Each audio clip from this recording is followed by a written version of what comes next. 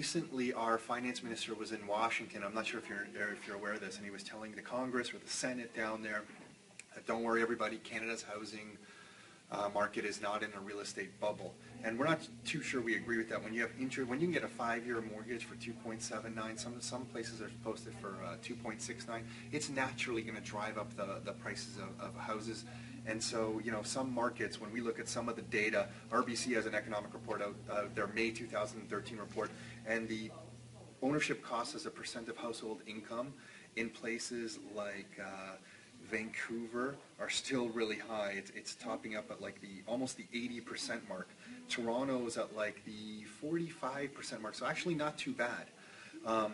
But to us, we want, as investors, the way we kind of will look at this is we'll look at fundamentals. We want growing communities, and we want communities that have good jobs and transportation improvements and all that kind of typical stuff.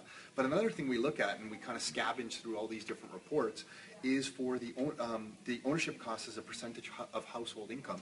And in Hamilton, it's really low. It's just over 20%. So we like that. To us, that's a sign that although there might be some bubbles kind of forming in some markets in Canada where we're buying our properties, not so much. Kitchener's the same. Kitchener's under 30, it's in between 20 and 30%. So we're always scavenging for these kinds of reports. So if you're serious about investing, take a look at these things. RBC puts them out, CIBC puts them out. Look at all the different data points they have. Over time, you can really start to get some themes. One of the really interesting ones for us is housing affordability as a percent of household income. It really gives us some confidence in some of the areas that we're investing in. So that's it for this time. Until next time, your life, your terms.